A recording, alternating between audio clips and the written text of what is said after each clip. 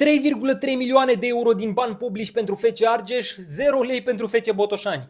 FC Argeș și FC Botoșani sunt primele două echipe din Liga 1 care și-au publicat rapoartele financiare aferente anului 2025. Bineînțeles, toți ochii sunt pe subvențiile de la autoritățile locale. Dacă la Botoșani avem un mare 0, la Pitești sunt 16,5 milioane de lei, aproape 3,3 milioane de euro. Acesta este motivul pentru care Valeriu Iftime, principalul finanțator de la FC Botoșani, se plânge de o, citez, bătălie inegală între orașe. Eu fac sponsorizări să țin echipa în viață, iar alții primesc milioane și milioane de euro de la primărie. A tunat Iftime, care, ce-i drept, are contracte cu statul cu duiumul. Dar ca să vedem dacă are dreptate, am făcut o comparație pe toți anii pentru care există date publice. În ultimii 9 ani, FC Botoșani a primit de la autoritățile locale un total de 1,1 milioane de euro.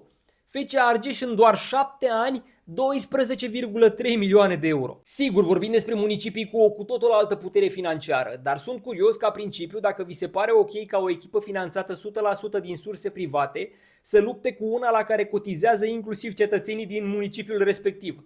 Scrie-mi în comentarii părerea ta.